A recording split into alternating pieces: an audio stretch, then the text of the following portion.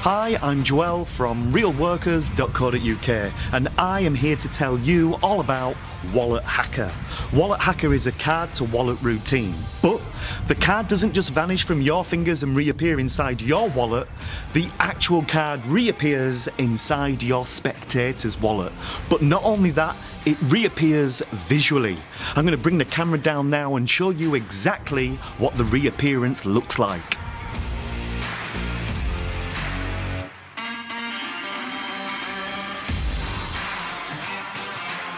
It does look pretty amazing, right? So now keep in mind, it's easy to do, it's a no palm card to wallet, and it instantly resets. What you just saw is exactly what your spectators see. It looks so good, it's like trick photography. I'm Joel, and welcome to Wallet Hacker.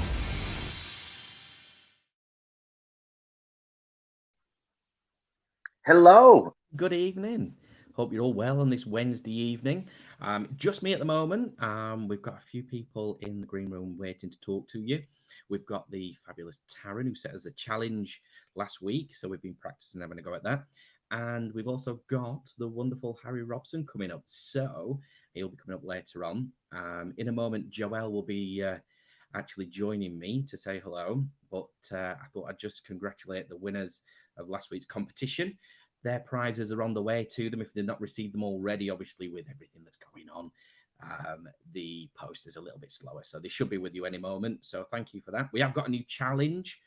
We've got the Wheel of Misfortune again This week, and hope you like that. Oh, and Joel's joining me. Yeah, hey. Hi, Joel. Hey, how are you? I'm really well, thank you. You? Yeah, really good, yeah. All good here. I'm looking forward to today's show. We've got, you told everybody we've got a really good lineup today, so. We have, yeah. We've got a good lineup. We've got a few videos and things like that as well to throw in and show everybody. So, yeah, I was just saying about the competition winners, about the prizes that have been out to them and that sort of thing. So. Yeah, all prizes are posted, and as you said, if they haven't arrived at your doorstep yet, they'll be there soon, so that is all good. Hello, good evening, everybody. We've got a few people saying hello. Joe, Gideon, Martin, James. Awesome. Thank you very much. Hi, everybody. If you are there watching, do us a little favour and share this to any magicians, because we're going to get on with the show in just a moment. If you can share it in any groups, any pages or anything like that, that would be wonderful. We'd really appreciate that. So hit share. There's nothing stopping you from hitting share right now. Hitting share, that's not the right thing to say, is it? Share. No, don't hit share. No. Don't hit share. Oh no! Are we going to have to delete this again? We will. So yeah. Right. So we've had lots of news in the magic industry over the last few days. Some good news, some bad news, that sort of thing. So good news, things are looking up. We're allowed to go out. Can you imagine? Yeah. Can you imagine saying that a year ago? We're allowed to go out. We can all go play out. Could you imagine it a year ago? Imagine it from any time from 1920, like it's frightening. First ever lockdown, you know. Yeah. But we're not, obviously, just so you know, this is not the news. You're not allowed out. You are, but you're not watching the news. So taking any social, political, and medical advice from us two, I'm no, don't do it. Don't do it. So yeah, I think we get on with the show. I think we should. So, are we going to introduce our first guest? Yeah, let's give it a little intro to him. I've known this guy for years actually. I was brought up and raised in the Lake District, and it's where this guy you're about to meet actually comes from. And I was performing a show. No, I wasn't performing a show. I was performing some walk around magic, and I met this nice family. And I performed magic for them. They all enjoyed it, and at the end of it, this young lad came up to me and he said, seriously, Andy, this is true, right? He said, Yeah. do you mind if I give you some tips? And how old are we talking? When you said young lad, what are we talking? Oh, I think he must have, at the time, well, I'm not sure how old he is now. I think he would probably have been about, he'll be able to correct me when he comes on if he's listening right now. It's what he can do. But I think at the time he must have been about 11. Seriously. So I was having a chat with him, and we got talking about magic and showing him some colour changes, and I was kind of waiting for him to go, wow, that's amazing. But there was none of that. He just Time, just like yeah. And that's when he said, do you mind if I give you some tips? All right, okay. So I give him the cards, and he just genuinely, I'm not just saying this to big him up, he performed some incredible magic.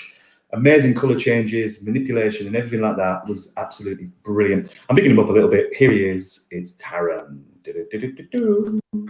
Hi, Morning. Morning. Hi, Afternoon. Tarans. Morning. Who knows? Who Tarans knows? just walking out. How are you? I'm good. How are you?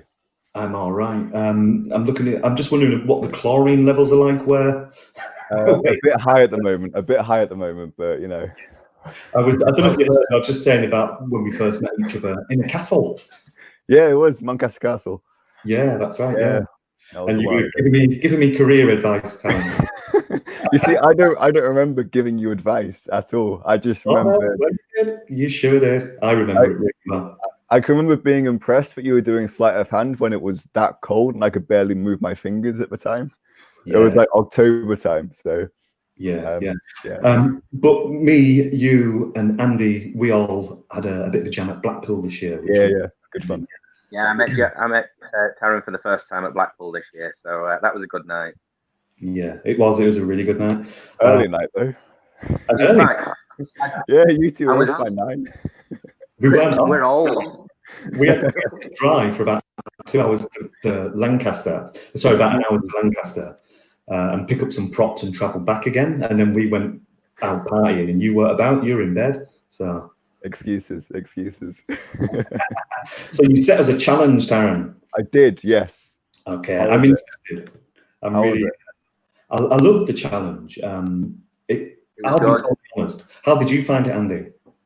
It was good. It reminded me going back to all the first sort of few years of when I was in magic, when you didn't really know where to get magic from, so you'd sit just watching a video over and over again to go, oh right, okay, oh right, I can do that and that, rather than just having everything explained to you. It was really nice. I enjoyed it. I must have watched it about 50 times. Yeah. Is that why it's got so many views on it? Yeah. Yeah, that's all me. That was me, and Andy's sitting through me. But honestly, you've created an amazing little trick there. I mean, should we show it? Should we show the trick? Yeah. So this was the original. So we're all going to. The video is going to appear, and it's going to be, down the sides. We're still going to be on this as well. So this is the challenge Taryn set was to duplicate this. You ready?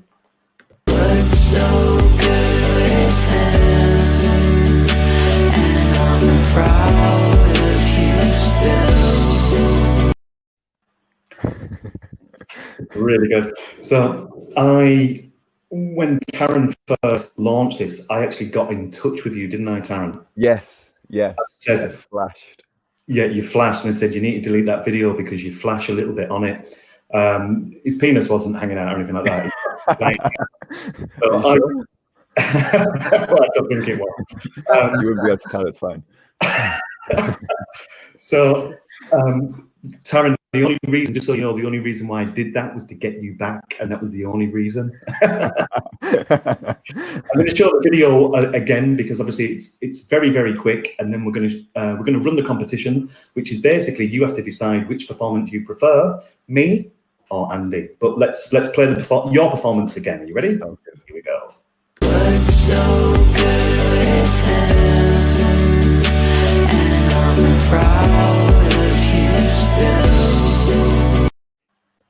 Hey.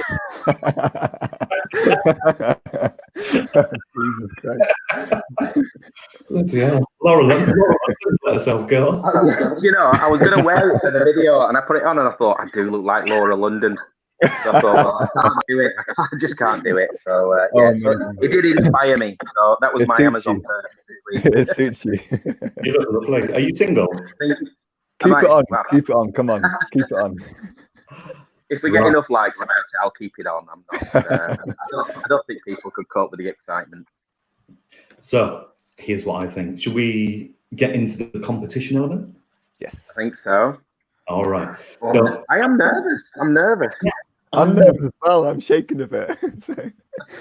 So this is the idea. You're going to judge, Taryn, which you prefer, and the winner gets to take you away for a weekend in a potting shed. So all expenses paid. No, you've got to pay for them yourself. Hey, I'm broke. You're buying me drinks next Blackpool.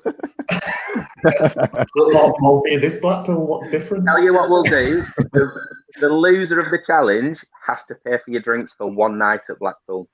Right, I'm making one day. I drink a lot of Blackpool. Should we go with Andy's performance first? Yeah, go on. Okay, here we go.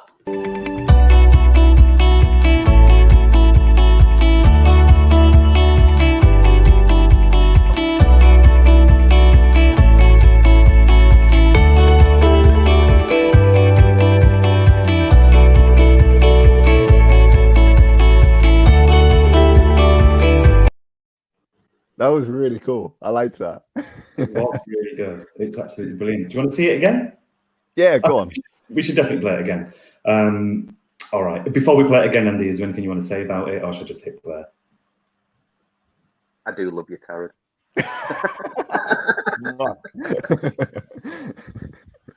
Should we play it again? Yeah, play it again.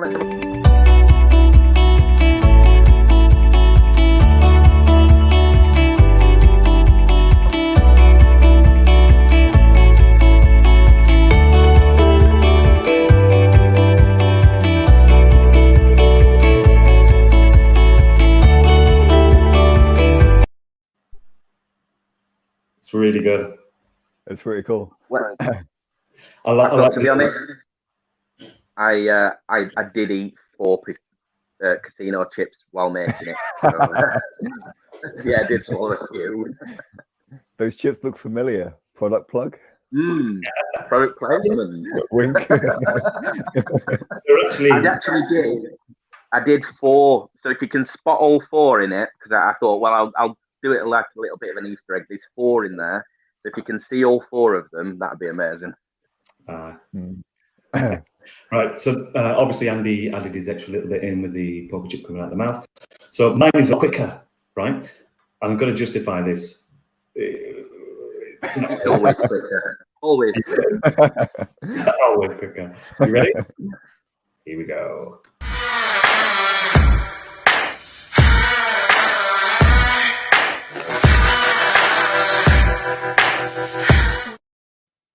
Damn. That's That was the idea. I was quite lucky because Andy sent me his and he said, here's mine, what do you think of this? So I'd like something to work off a little bit. So you cheated, yeah. Yeah, basically. Yeah, go on.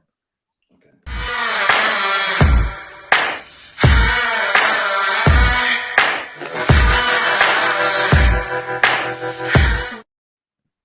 There you go. Pretty good. I do like the change at the end where you flick the poker chip, catch the card. That is really nice. I do like that. It was really dodgy, but I just This is really cool. I'm limited time. Just go for it. So yeah, there you go. So they're a little bit different to what you came up with. It is. But one thing, both of you flashed. So so I mean it just needs to be based off, the actual trick itself and not the flashes, because Do you remember when I sent you that Instagram message saying that you flashed? I do, yeah. And now you just flashed, so hypocrite. But yeah, you see, I liked Andy's with the little extra bit in the mouth. Yeah, I did. I liked that. But Joel, your first still was so clean, even cleaner than mine was. I'm not saying something because I am really, really good. So, but and also I love the. I don't know. Yeah, go on. One more time. One more time. One more of each. I'm going to do them back to back. You ready? Go on. Okay.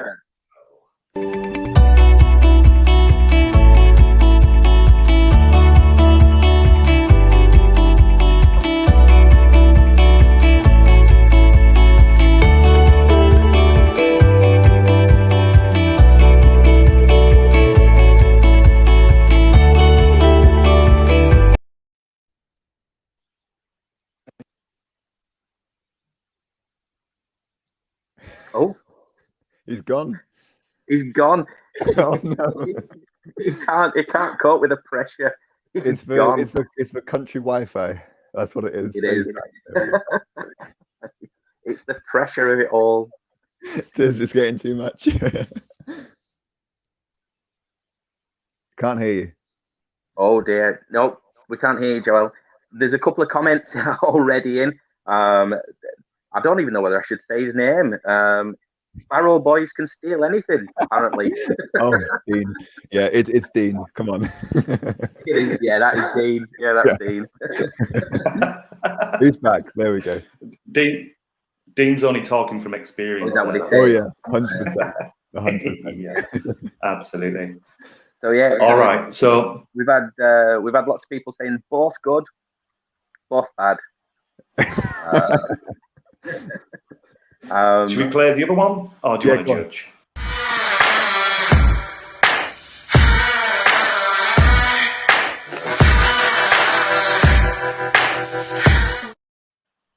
Didn't even get a chance. It was all over before you did it. Okay, let's judge. Okay. Oh, drum roll. So I don't know whether to go my favorite routine or the most like the original. Taryn, can I just say something? Yes. No, don't influence him. Leave him. Go on. I want to hear him brown nose. I want to see what he'll promise me. Anything. I'll send you a mug. Oh, it's a mug. Andy, do you want to one up that? I'll send you my wife. Well, it is lockdown, so I can't cash that one. That's true. So. Yeah, okay. So it's between my favorite routine or the most like the original.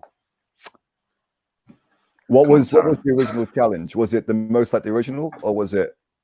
No. Um, it was just play about with I think it was. This is the routine. Can you recreate it?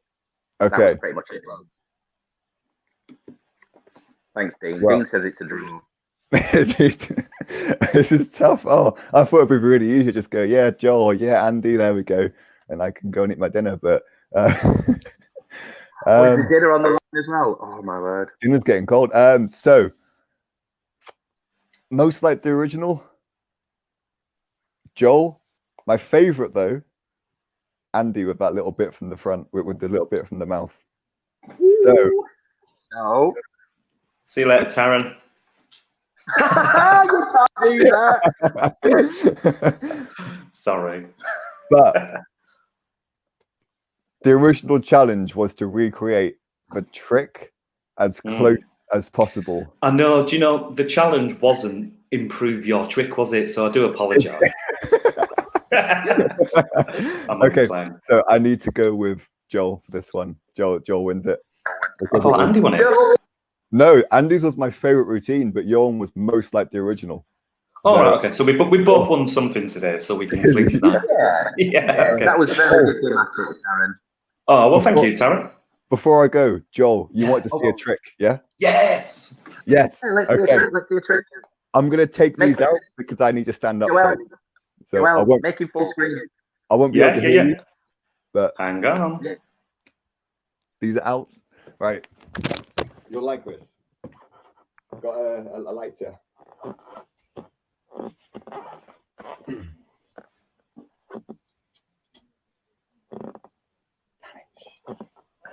Wow. Go. That is really good. All right, I got it. What a brilliant idea. That was That's so amazing. good. And how does that lighter taste? Gassy. You'll be gassy after it. Just a bit. Thank you, Taran. That's right. I'm gonna go get dinner. Enjoy dinner. Thank you so much. Soon. See you soon. Love you guys. Bye Take bye. it easy, mate. Bye. Bye. Just me. No, Taran, we're getting rid of you now. How cool is Taran? I mean, Oh, he's lovely, isn't he? yeah. Yeah. The stage at the end was fabulous. And it was hard. Well, I've got to pay for his drinks for a full day at Blackpool now. Oh, yes. I get away with that. That's brilliant. I'll take it out to Real Workers. It'll be fine. Hey, yeah, he's got some great ideas, hasn't he? And his Instagram is just full of really, really, really good tricks. Should we get our guest on? Well, I tell you what, you mentioned people posting really good effects and things like that. We mentioned it last week, but we didn't have the video. But this week, we've got one of our fellow magicians performing one of our effects. Yeah, Lincoln. Should we press play? Should we play it? Let's just do it. Yeah. You need to go over that way, and we'll both watch it. Ready? Here we go.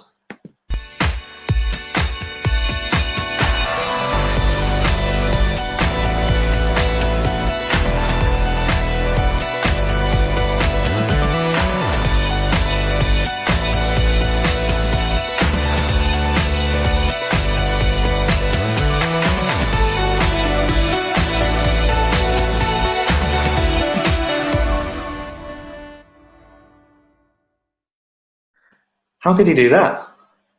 No idea. So there we go. That was Pete Furman. Yeah, it is. It's really, really cool seeing people performing our effects and things like that. I mean, I know we've got a few groups set up for different effects that we do. Yeah, absolutely. I mean, especially now as well, people are getting time to create their own effects and things like that with them. So. Yeah. If anybody is interested in that effect, it's called Lincoln, and you can get it from realworkers.co.uk, and if you sign up to the mailing list, you get a 10% discount for life. Truth is, it's already a pretty for life for the rest of your life. Aye. So, should we get the guest on? I think we should. Do you know? I was sat when I spoke to him last week, and I asked him if he was available. I said, "Well, you're not really doing anything else at the minute," so he said he would. And I sat down to write because I've known Harry for such a long time. Sat down to write some bits and pieces about him, about what he's done and and just every aspect of everything he's ever done. It's just been amazing. So just to give you a bit of an insight, Murray Award winner. He's one of the UK official FISM judges. Wow. He's performed thousands and thousands of close-up events and stage events all over the country, all over the world. And he's just such a great guy. He's never ever not generous with his time, his knowledge and his abilities or anything like that. He just every time. I mean, I've seen him at the conventions, like everybody else that's watching now will know him. Seen him at the conventions, and he's always got time for anybody, no matter what ability, what age. He's just such a wonderful guy. He's a good friend of yours, isn't he? Oh, I wouldn't be where I am without Harry. He sat me down when and he said, this is how much you're going to earn in your first year. This is how much you're going to earn in your second year. You need to do this, and this. And I've made a living out of it ever since. And without Harry, I'd have a regular job. Yeah, absolutely. Yeah. I've met Harry a few times. I've seen him lecture over the years. And everybody's heard of Harry Robson, like that is the reality. But I was lucky; I've managed to gig with him just the once, and it was this here. Yeah. Do. Yeah, So it there we was are. earlier on in the year, wasn't it? Yeah, absolutely. Yeah, and that was in Barrow-in-Furness, which is my hometown. That's where I'm from. Yeah. So it was quite. It was a great little gig. Should we, before we introduce him, should we play his introduction? I think we should. I think it's part of a set of DVDs he released a while ago, sort of giving you the secrets not just of magic effects, but of how the industry worked, which was quite groundbreaking at the time. There weren't anything like it. So, Yeah, absolutely. It is a massive pleasure to introduce Harry Robson. So let's watch his video and get him in.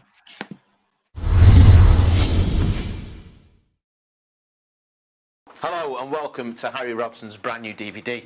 Now Harry's just in the room getting ready because in a little while he's about to reveal some of the biggest secrets in the world of magic. Harry, how's it? No, get out! I'm not ready to reveal yet. Reveal what? Run titles.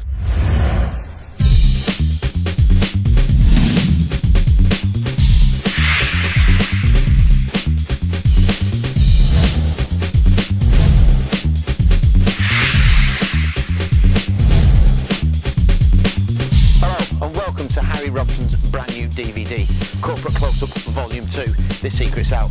Now if you just want to learn about tricks, then I suggest you go back to the menu, click on the tricks bit and watch to your heart's content.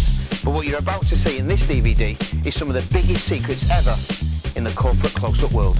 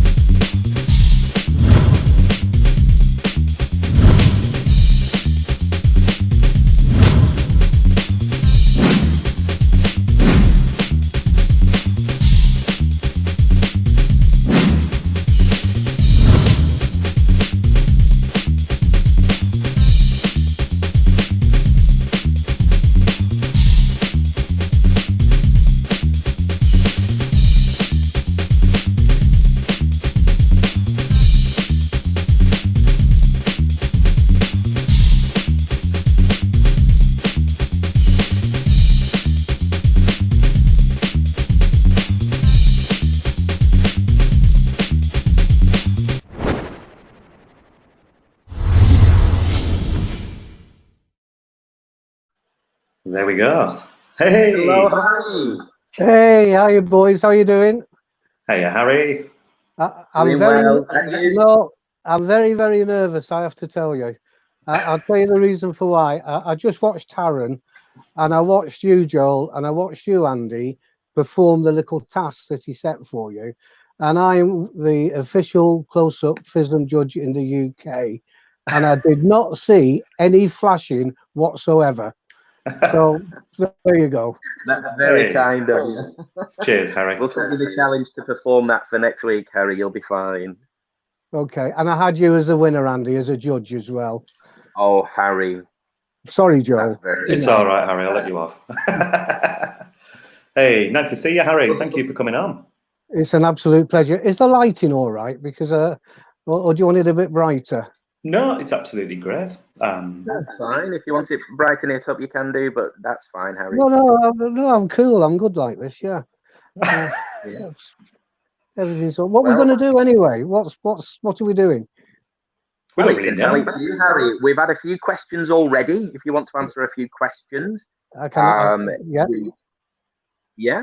So we've had a question from John Parry, right? And he's asking, what's your best reaction to a trick up to date? So when you've been out performing, what's got the best reaction, or is there a memorable one? A great question. Hiya, John, as well. My best reaction, I think, was when I was performing.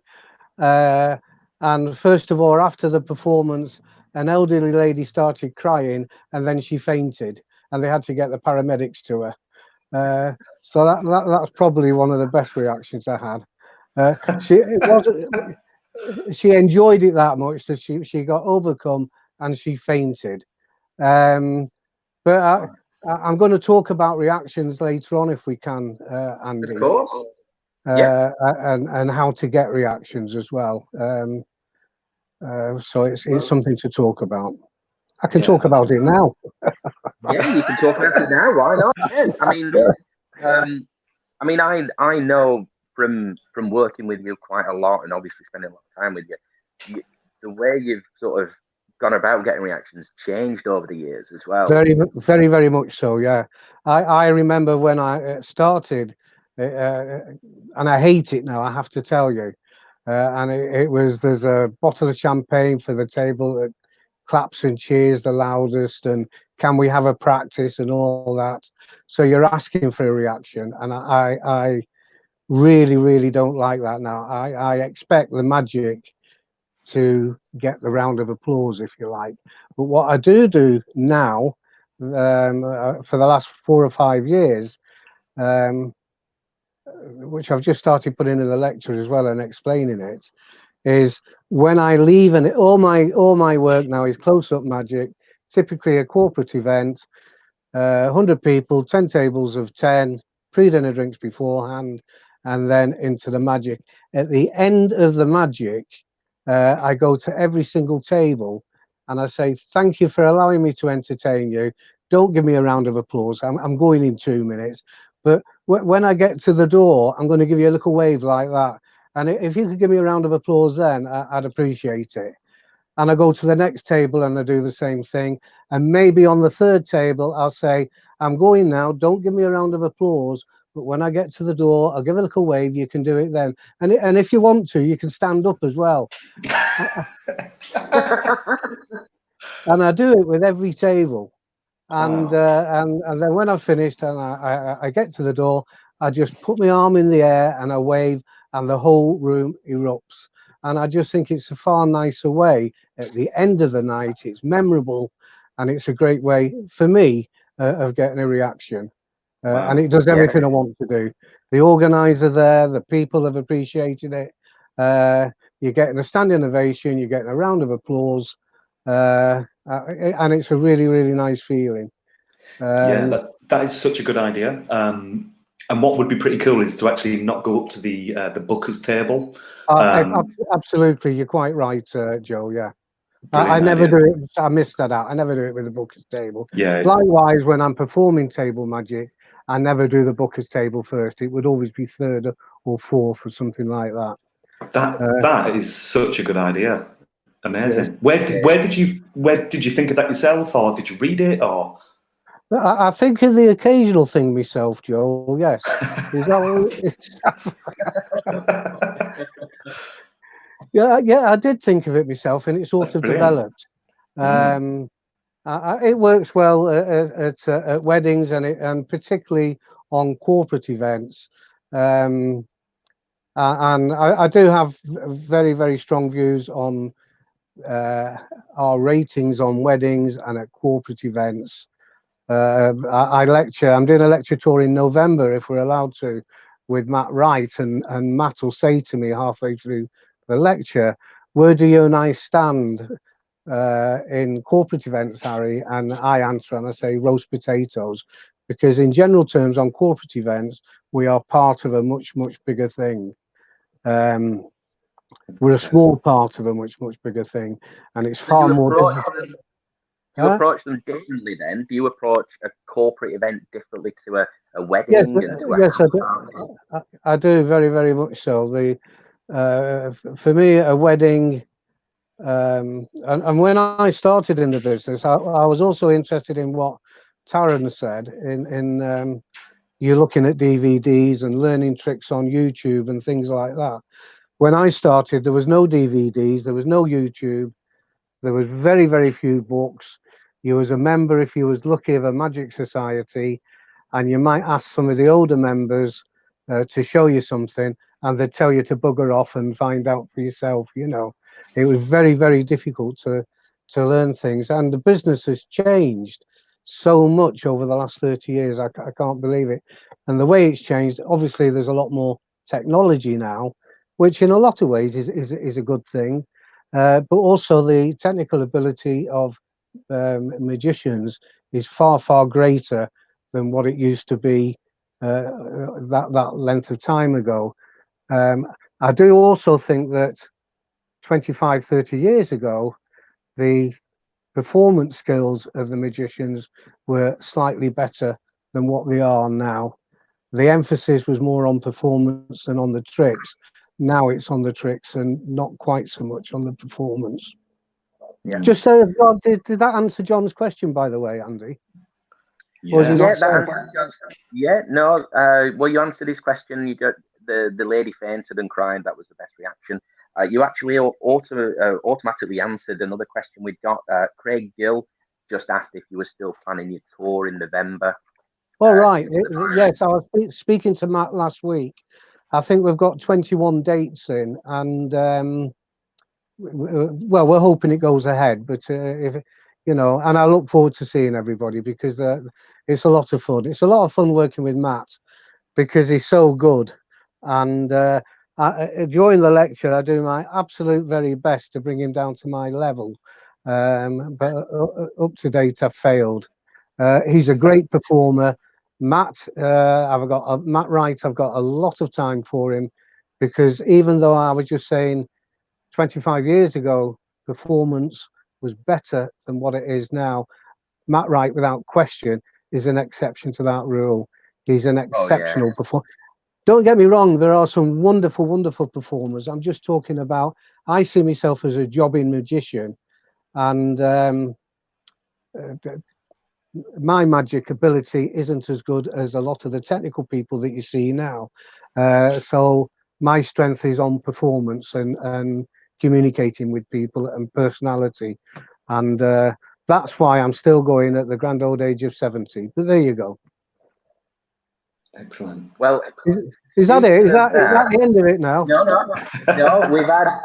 We've had a question from a relatively newcomer in the magic industry, a very young, handsome fella.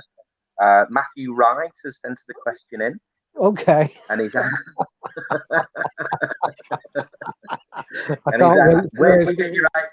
where do you get your ideas from for your new show? Right. Yes. Sorry, Matt's asked that question. Is Matt on the line or not, Andy? Or he is. He's on.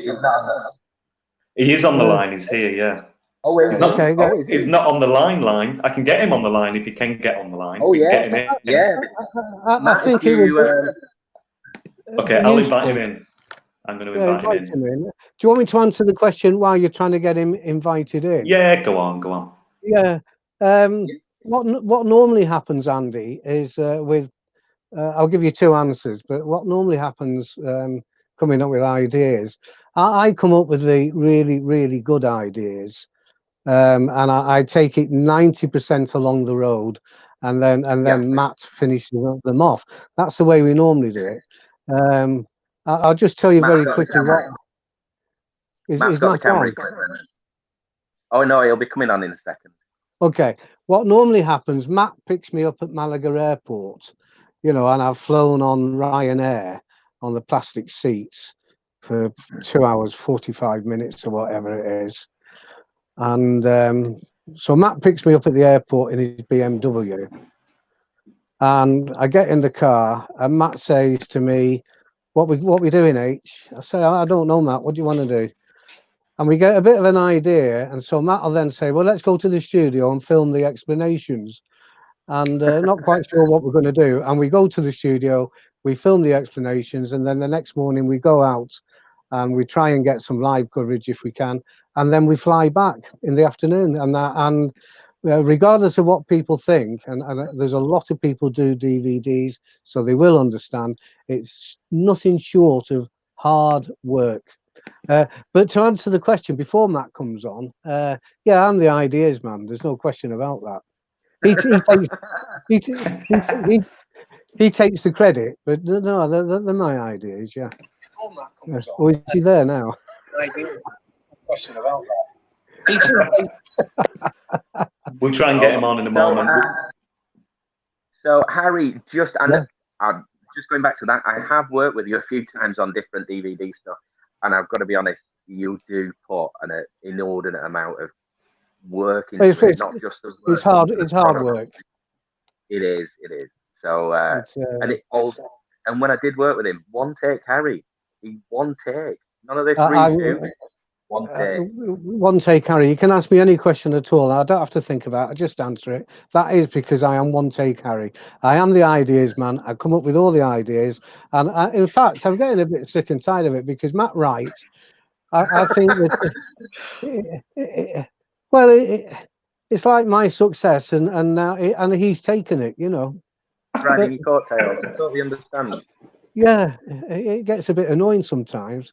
Have you not got him yet, Joel? Well, he's not actually. He is in here, but I think he's just trying to sort out his camera at the moment. So yeah, well, that's just proved the point, you see, because when I'm over there in Spain filming, I normally do all that, the technical work as well. That's how it is. Brilliant. Well, Harry, we've had some more questions. Okay. We've had the same question from Martin Alcott and Gideon Wall. How long would you say to spend at a table when you're doing close-up? Okay, anything from 30 seconds to 8 or 9 minutes. Yeah. And how do you judge that? How do you sort of work that out? Well, as Boris Johnson keeps telling us to stay alert, and the answer to staying alert is common sense. A lot. Matt, how are you? I was just shouting your praises. You just said common sense. I don't think it was me you were talking about, was it? Well, no. So somebody asked me where our ideas came from, and I was absolutely truthful, and I have been shouting your praises. So there you go. Well, you've got a lifetime of magic to draw on, haven't you, Harry? I've got a long time, a lifetime of magic. Yeah. But it's great to see you having got out of bed to perform on here now. I think that's very good of you.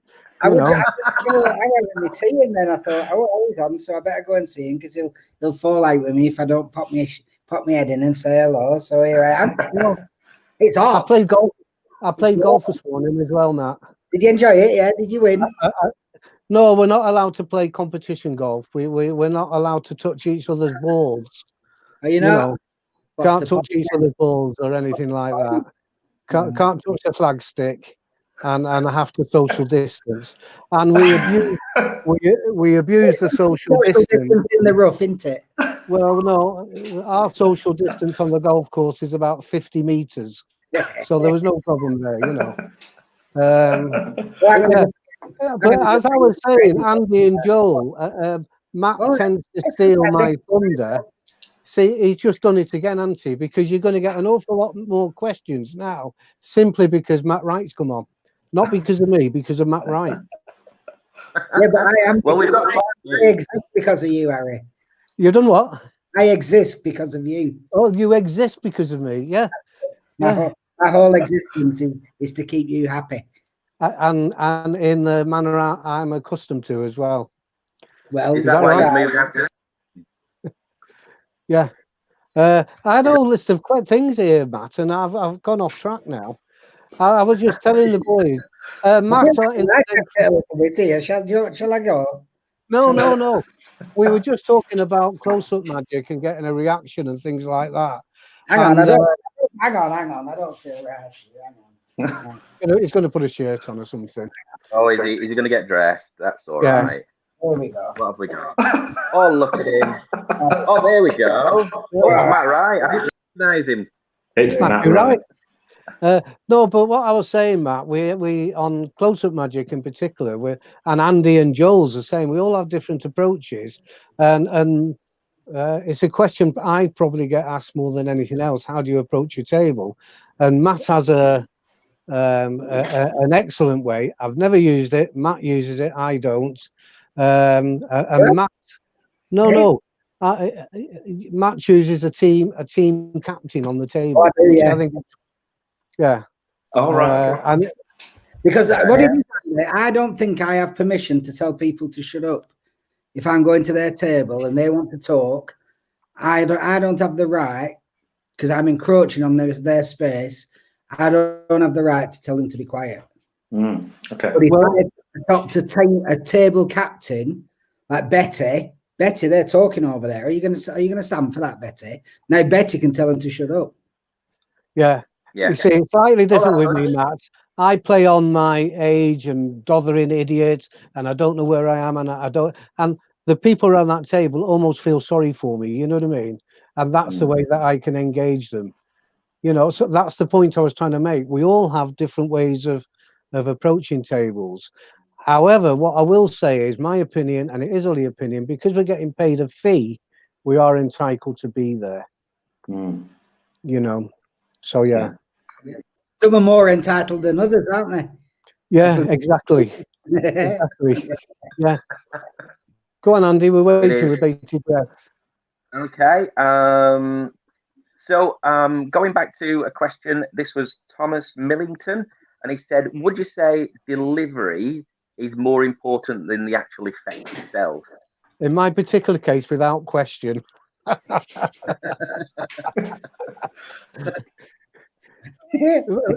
In my case, yes, because I've worked with you lots of times, and I've seen you approach a table and do 10 minutes without even doing a trick. Yes, exactly. Have you told me about that Christmas party you did, Harry, where they asked you to just come down and sit with them and not do any magic? No, I'll tell the story very quickly. I will be sorry, Matt. I will be quick. It's an absolute true story. I did a gig. I'll tell them the fee and everything about it. Long time ago, I did a gig for years in Brighton in December, and I used to drive down, do the gig. A family-owned business, very successful business. I do the gig, and the fee was £500. And after being paid every single year, they gave me a £50 tip.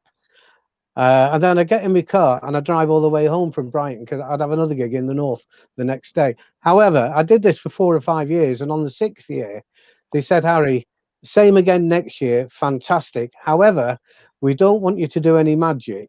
We want you to sit down with the family, watch the show, have the meal, enjoy the evening." And to me, that is magic. So I sat down with the family, I watched the show. I had a wonderful meal, sat with all the family whose company it was, and at the end of the evening, they gave me £500. They gave me a 50 quid tip, and then I drove home. That's magic. That's amazing. And that was based on personality. So it's not always about the tricks. Yeah. So that's amazing. We've just had a message from Gary Middleton. All right, this will be funny, Matt. This will be funny. Can't wait. So, he's just asked you to tell the yesterday's dream story. Yesterday, right? Does he really want me to? Do you want me to tell it? Well, that's what he said.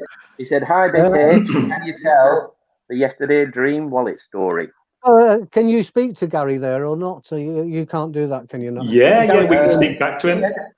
Okay. Yeah. Can you tell Gary I'd sooner tell the Firestone Tyre story from Manchester United, and just see. Gary, well, I'll message Gary. Harry, you tell whatever story you want, Harry. Well, I'll tell. Yesterday, I came out with. It's 10 or 12 years ago now when I invented yesterday's dream, my own invention, Matt, and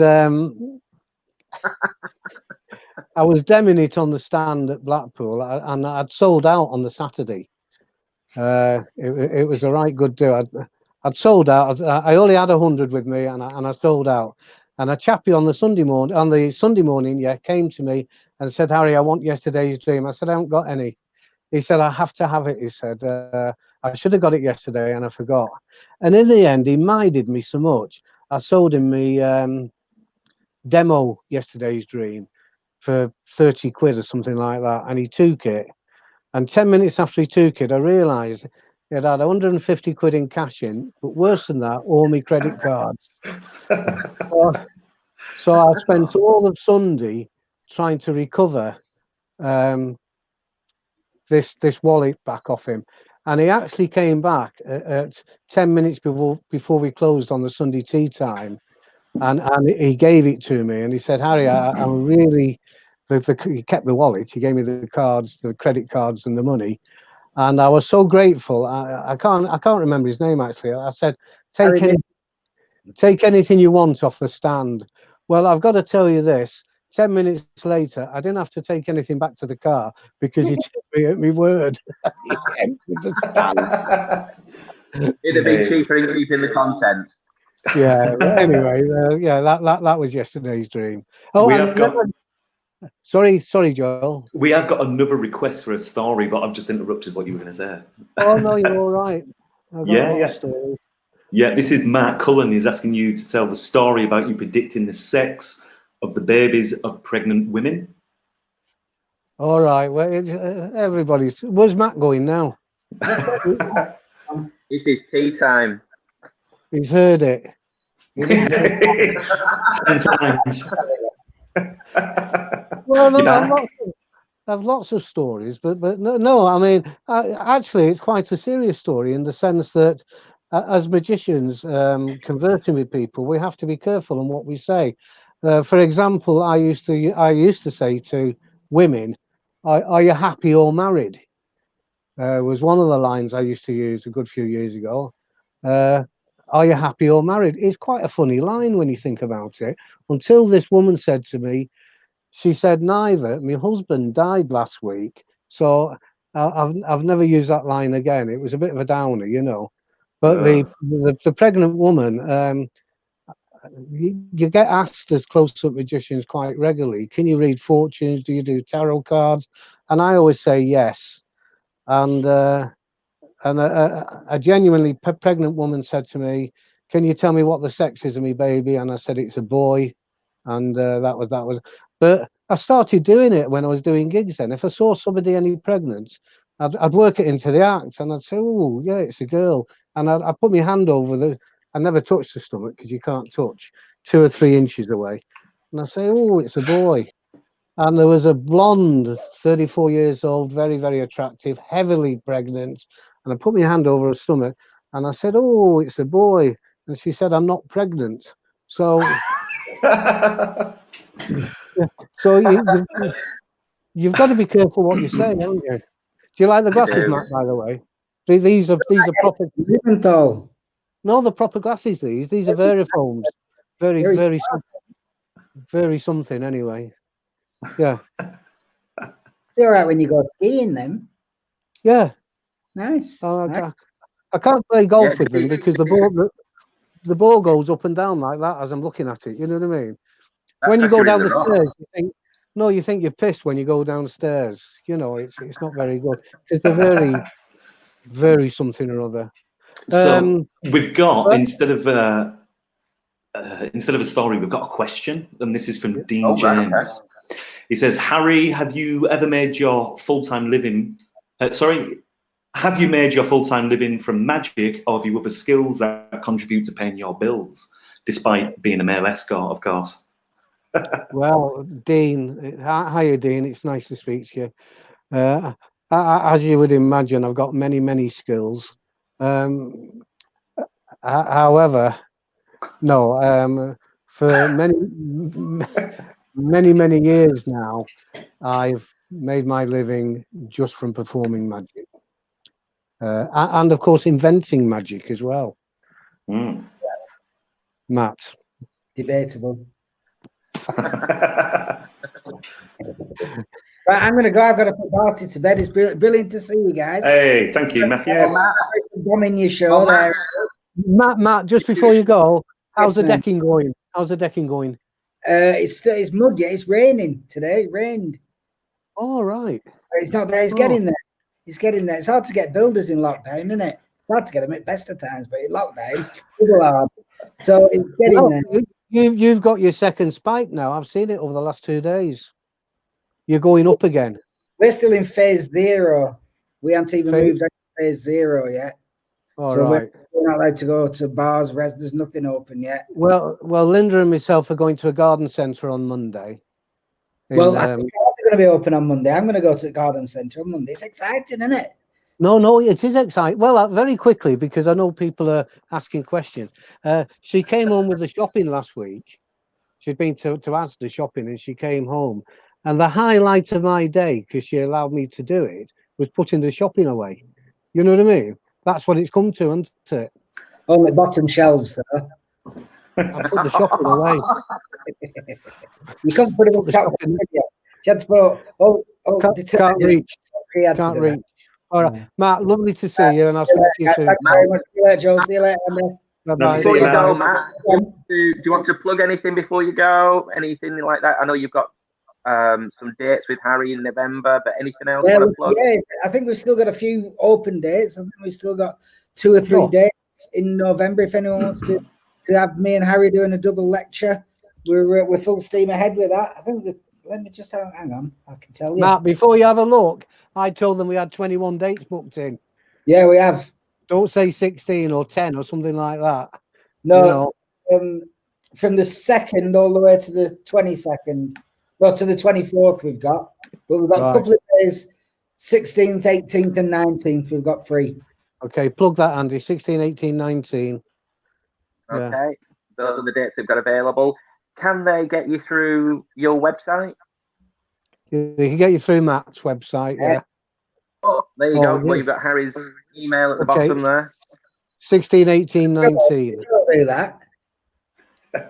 You're well on the ball, Joel. You see, what a team you guys are. Yeah. Did you like that? That was good, right?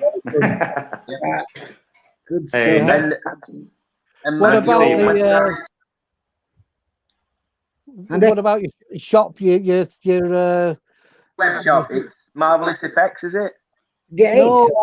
What about your what's the name, Matt? Like Marvelous Effects. It's all the same, but you do your stuff. Oh now. no, listen, it's good. Don't worry. Right, we've got a few bits left on Marvelous Effects, but not so much. Harry's got some medals left. Matt. I'm nearly sold medals. Matt, I would have some medals left if I didn't keep shipping them to you. All right, have you sent some to me? I was going to say, Yes. Thanks for that. Yeah. But don't worry, because in the lecture too, I've got some amazing things coming. I've got some proper exciting things coming. But I can't tell you. Oh, you can't show us anything. Hang on. Oh, I've probably put you on the spot now. He's a professional. He'll be fine. Hey, you don't get the moniker Marvelous for nothing. What have you got, Matt? Can of Coke. That's all I can say. I know what it is. I know what it is. Are you going to show? I do know. Are you going to show us, or do I have to tell them when you've gone? No, don't tell anyone because it's not at market yet. Someone might nick it yet. Okay. With the teas. See you later, guys. Good to see you. Bye, Matt. Nice to see you, mate. Take care of yourself. Take it easy. Love you, Matt. Love you, madly. Bye. Bye. That's it now. There we go. That was a nice surprise. The show's downhill now. Go on. Yeah, that's it. It's downhill. And the funny thing is, I just go on, Joel.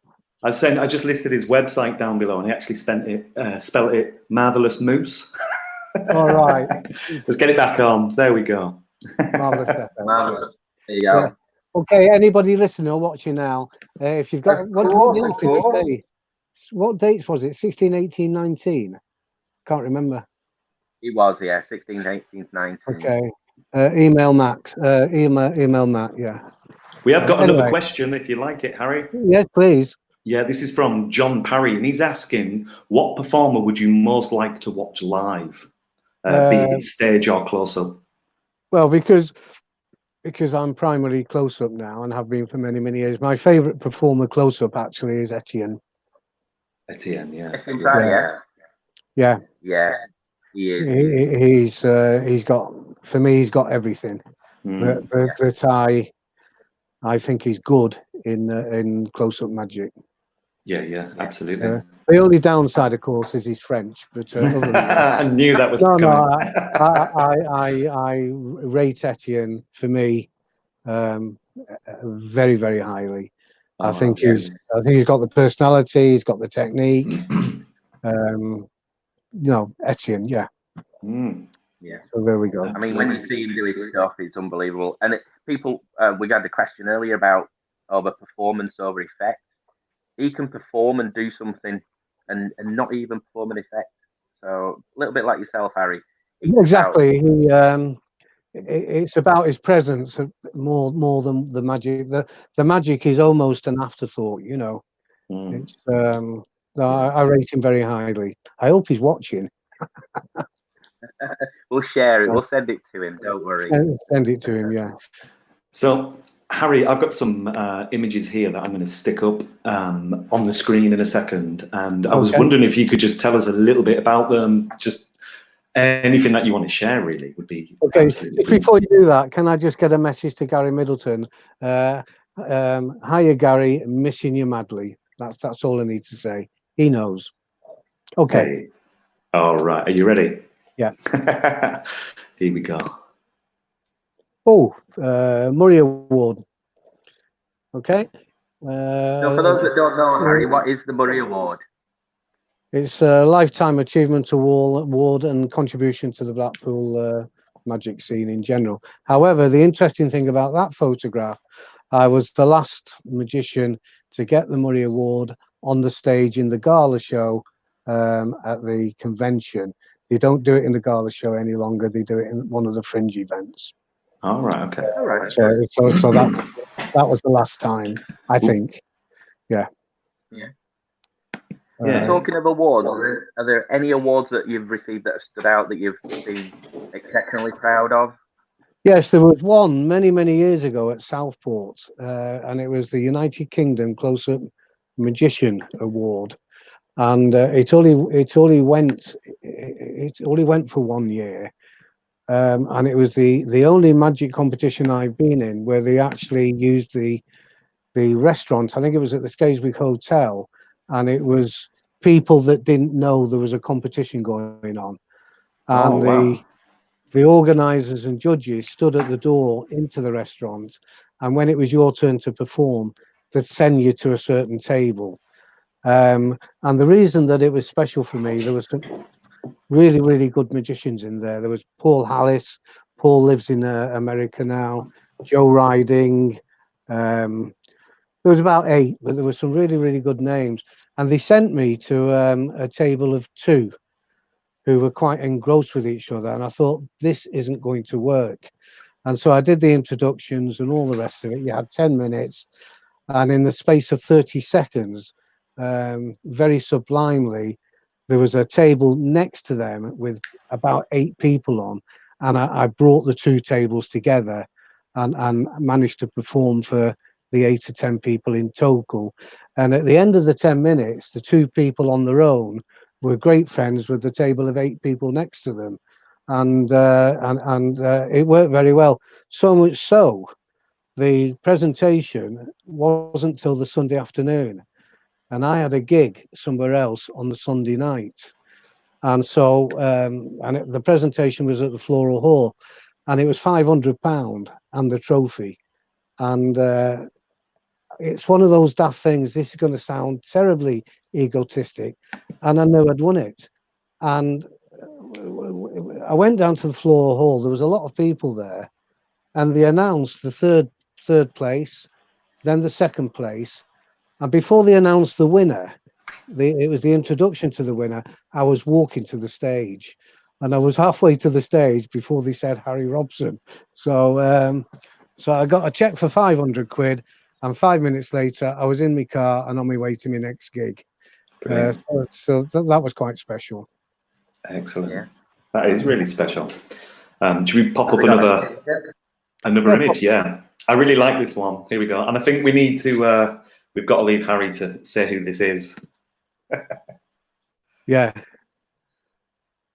Okay, take it off now. There you go. It's Titsy Stider.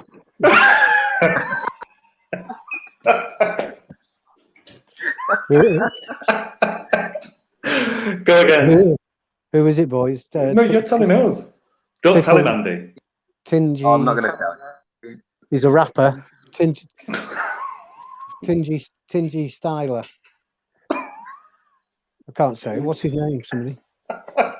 Nobody's helping you, Harry. Right, listen, Harry. The show doesn't carry on. Get somebody. Get somebody to. No.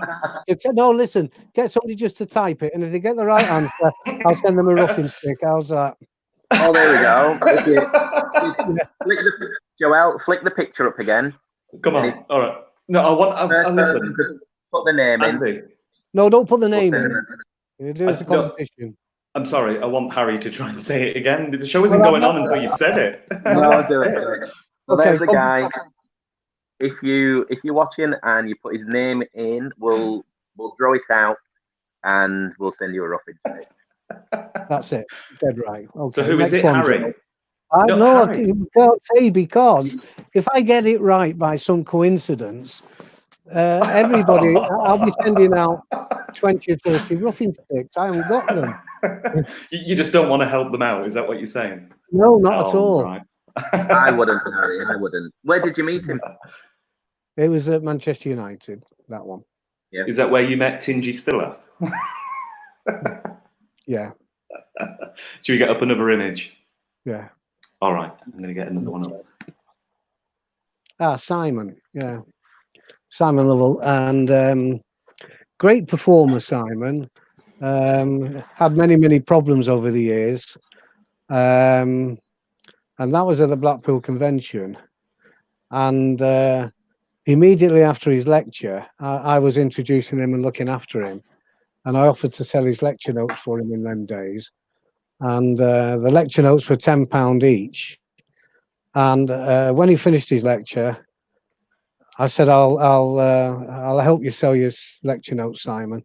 He said, thank you very much. And he said, I've just got to go a message. And he disappeared for 45 minutes. And when he came back, I had a cardboard box that was stuffed to the top with 10 and 20 pound notes. There must have been £4,000 or £5,000 in there. And he said, thanks, Harry, you've been a great help. Didn't give me a set of lecture notes. And he'd been at the bar for 45 minutes. So there we go. But a great performer and a great fella. Yeah. And I wish him well. He's not been well, and I wish him all the best. Yeah. Should we get another one? Yeah, let's do another one. Yeah, here we go.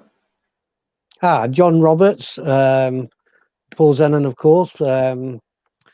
John Roberts, caricaturist, probably the finest caricaturist in the country. Wow. Retired December last.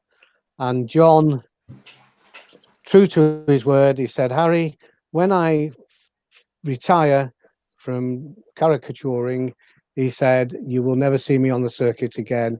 And he's been true to the word. He will not go out and do gigs. However, he still does a lot of studio work. And Paul Zennon, Paul did, if I'm not mistaken, he did a bit of a stage show, and I did the close-up magic, and John Roberts was doing the caricatures. Excellent. Yeah. Wonderful. Yeah, so, well, John's got quite a unique image, and I know you helped with that quite a lot, didn't you? I did. Not just John was always very true professional. John, I've got so much time for him. Again, 25 years ago, I don't know what it was. His look wasn't right, and I suggested that he changed his image. And the image that he changed to is the image that he's got now, and he's stuck with it all those years. He always looks 100% when he works. He's very smart, and his big concern over all the years, and I don't think he ever got over it. He said, Harry, whenever I'm working with you, there's people laughing and clapping and enjoying themselves, and I don't seem to be able to get that. Well, of course he wouldn't, because he's got a different skill set to me. You know, it doesn't mean to say that he wasn't appreciated as much or more. It was just a different skill set. He was drawing people where I was interacting with people. But a great caricature, caricaturist with John. Yeah. Have you got any more questions, or are we dried up, Andy? I'm just curious. You don't have to ask. No. Well, we've got. I think we've got one more picture. Have we got one more picture? Yeah, okay. Yeah. There's one more picture, and then I've got a question actually. Okay. So I'll get the next picture. This is a good one. Oh, Joe Pasquale. That was a good few years ago. Joe Pasquale, Jason Duckworth, and and it was one of my first conventions, I believe. I might have been my third or fourth or something like that. But in those days, interestingly, at the convention, when you walk around the convention, it was very, very much like a market store. You didn't see any banners, and you didn't see any great big signs or anything like that. I'm not saying it was unprofessional, because that's how it was. People didn't have banners, and then over the years, now it's getting to be more like trade shows, if you like, you know. But it was certainly different in those days. The odd table didn't even have a cloth on it. You know, people just used to pile the stuff on a table.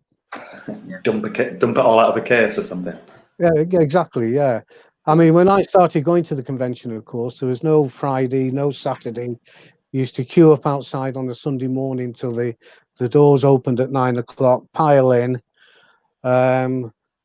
spend the day going up and down the horseshoe, because that's the only place where dealers were, and watch the gala show, and then drive home. Very few people stayed over. You know, how many dealers were we talking? Sorry? How many dealers were then I think it was around about there? I think it was about 35 or 40 dealers, Andy. Right, okay. And Yeah, 'cause now I know there's they're 100, talking. 160 or something like that now, you know. Yeah. Certainly grown. It's a lot now. Yeah, my Yeah. word. We have had a couple of questions. Do you want to ask your question first, Philip? Yeah, I can do. So you two, Harry and Andy, of course, you performed together for years. So I was wondering what your favourite memory is of actually performing together. I haven't got one, Joe. They're all as bad as each other.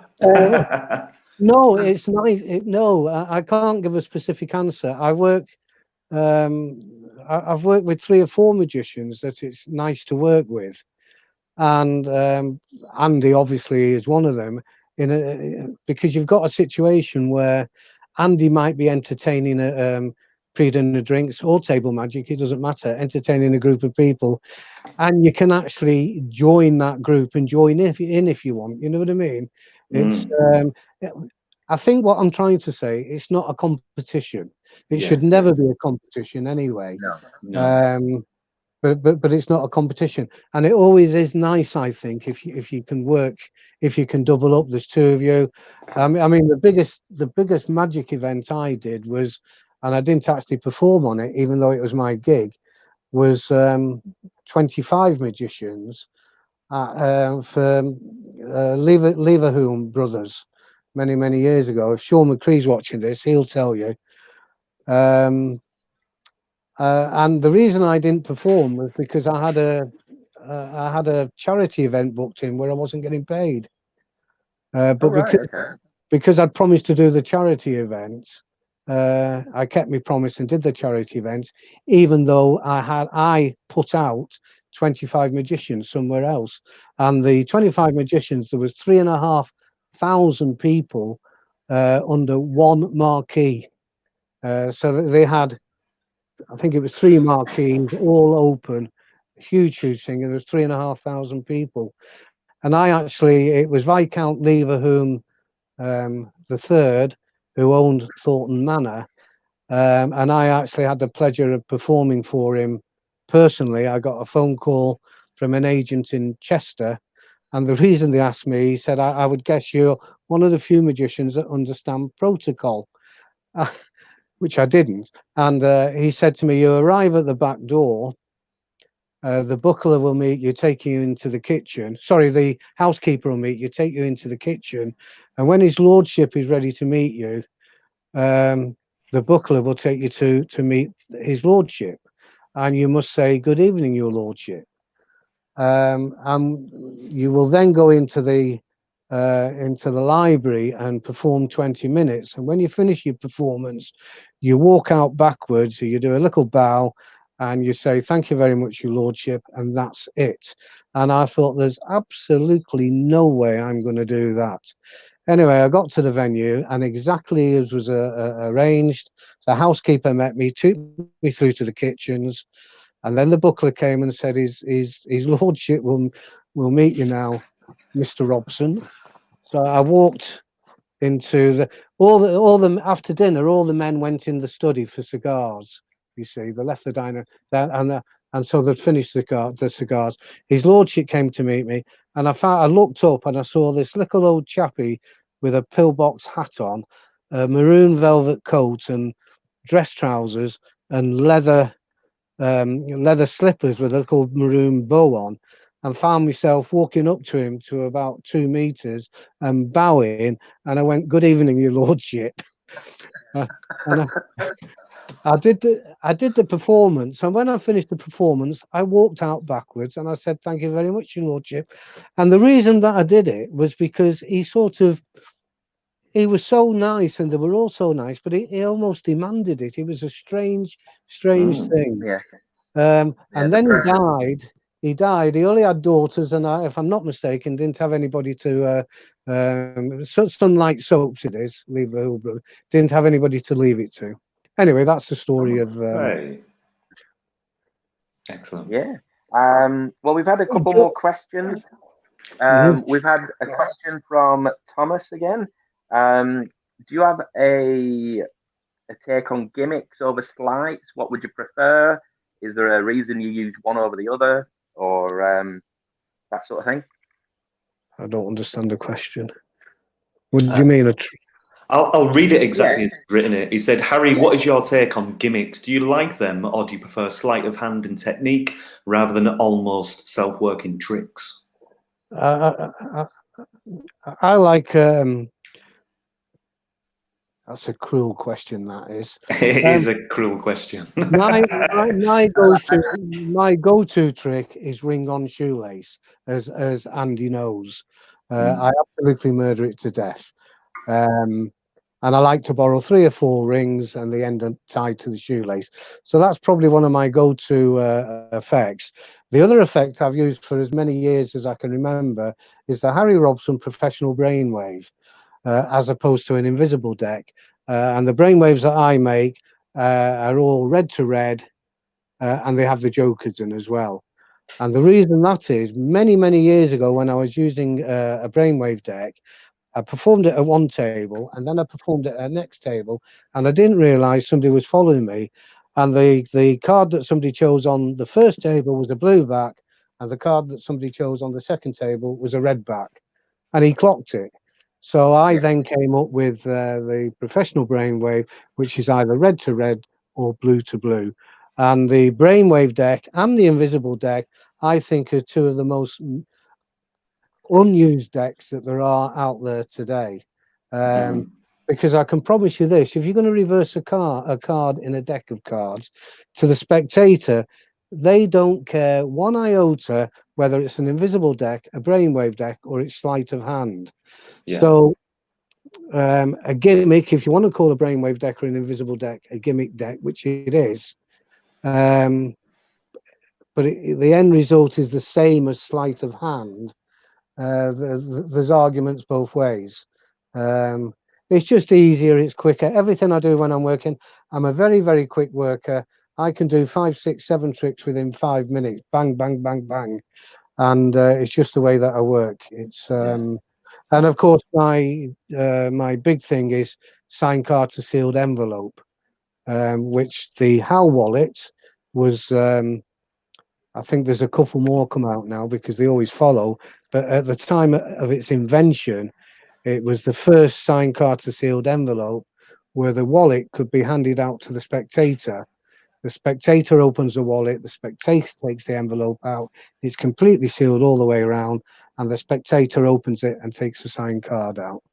So does that answer his question or not, Andy? I don't know. Oh, yeah, absolutely. It didn't only answer the question, he actually also apologised for asking the question as well. He apologised. Andy, what's his name? What was his name? Thomas Millington. Thomas Millington. Thomas, never apologise, just ask for forgiveness. Yeah, no, I tried to make it nicer, so I thought, well, you know, because I do know that you use a lot of both. You use sleight of hand and gimmick. I'll use. I mean, Andy, you know the card tricks I do are quite simple. I do think of a card a lot. I do transpositions. You know, I can remember Walt Madison, 25, dead now. Patrick Madison, his son, a great magician. But Walt Madison, he was doing a lecture at the Modern Mystic League in Blackburn, and he came on and he said, "What I'm going to show you now, I've been doing for the last 25 years." And I thought, "You sad bastard." And what I'm actually doing now is exactly the same as that. I'm doing some stuff that I was doing 25 years ago. And if it works for you, it works for you, you know. Thomas, please don't apologize. It was a great question. And yeah. Yeah. We've got another question, actually.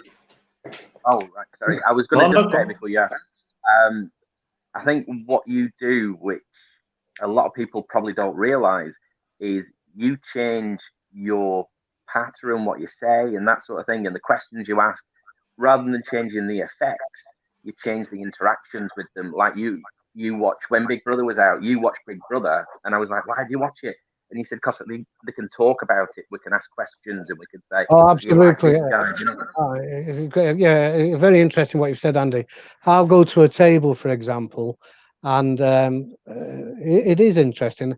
It doesn't matter whether it's Coronation Street, Big Brother, Celebrity Get Me Out of Here, and I'll go to a table, and in the middle of working, and I'll say, "What do you think of John in Big Brother?"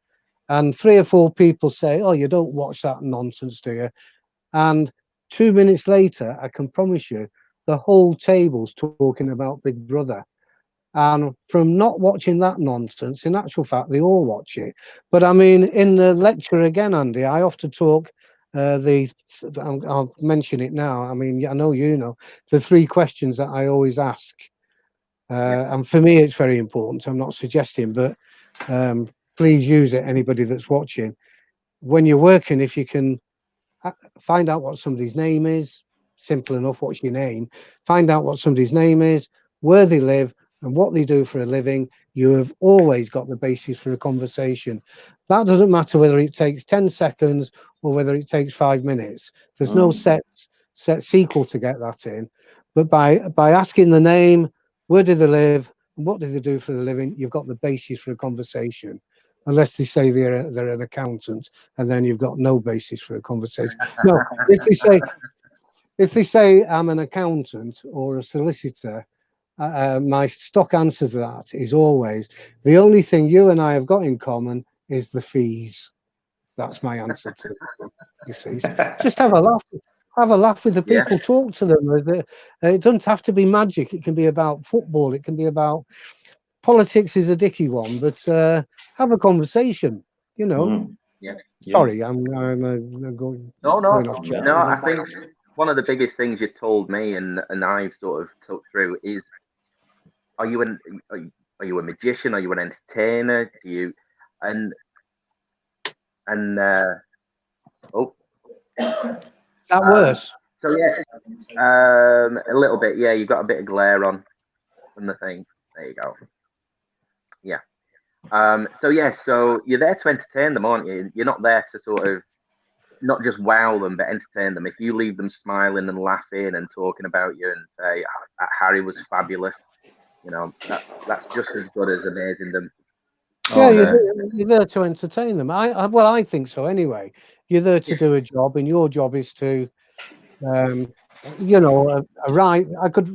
Well, we're thinking about writing a book anyway, but the book would read: arrive early, do a great job, finish correctly, the end. That would be more or less what the book would say.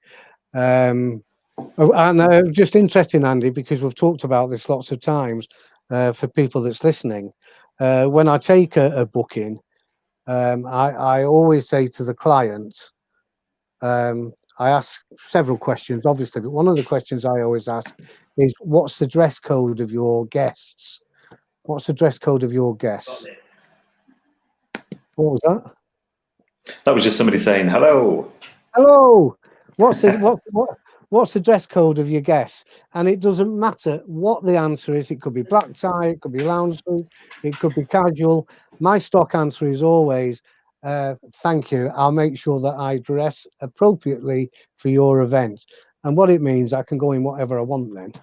Yeah. So Yeah. if it's a black tie event, I can go in a nice lounge suit, etc., etc. Absolutely. And I always, well, I always arrive early. Always speak to the clients. I try and do a 10-second trick for the client to put the mind at rest before the event starts. All right. And yeah, just common sense, really. Mm. Yeah. Great idea. Well, going back to sort of sleight of hand versus gimmicks, Yeah. Gary Middleton has asked if you would tell the story about the self workers when you were on tour with him. All right. Yeah. For people out there that don't know Gary Middleton, Gary's he's quite old. He's a very, very good friend of mine. I had the pleasure of being Gary's best man. When obviously you can tell by this that Eileen, who he married, is considerably younger than what he is.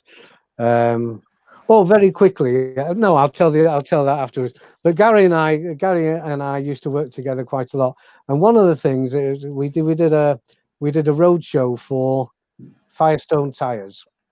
It was 17 gigs up and down the country. And even then, all them years ago, I was in awe of Gary because his technical ability was fantastic. I mean, Gary works at the Magic Castle every year.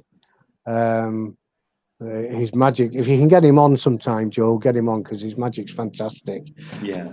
But anyway, we did this road show of about 17 gigs up and down the country, and the final one was Old Trafford, corporate event, but it was the last one, so the client's guest wasn't there.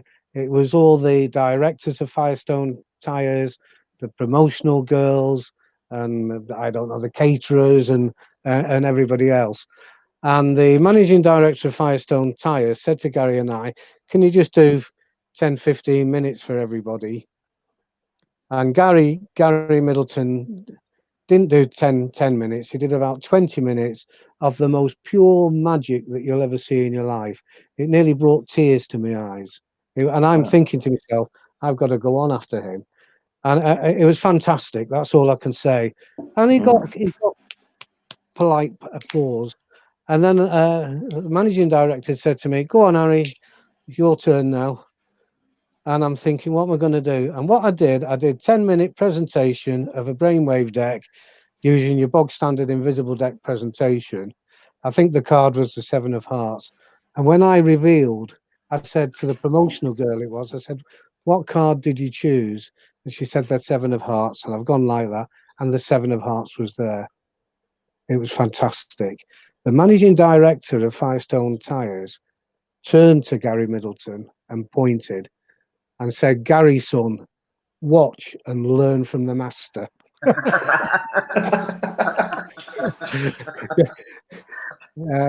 Gary, this is Gary. Will probably type it now, Andy. If he's Gary nearly packed magic in because of that.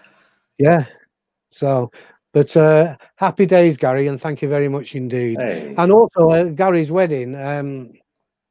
There's a picture down there I should have sent you, and I can ask him now because I don't think I ever asked him. I did close-up magic at Gary's wedding, and Roy Walton was there. So just to tell you the standing of Gary, Roy Walton went to his wedding. In fact, several quite famous magicians went, but Roy Walton was there. And I was with a group of 4 or 5 people and Gary, and Roy Walton came over and he said, "Harry, good evening. What an absolute pleasure to meet you." And he was a complete and total gentleman. And to this day, because I'd never met him, I'm sure that Gary, and it was a really nice thing if he did do it, Gary said to Roy earlier on, "That's my best man and his name's Harry. If you could just go over and say hello and pretend you know him, he'd appreciate it." So I don't know whether Gary did or not, but if you did, thank you very much, Gary. Brilliant. Is he I don't know, retiring? Harry. Yeah, he's still in chat, so I'm sure he'll put something in there. He has. He's acknowledged it actually. As he, the bastard. I thought Roy knew who I was.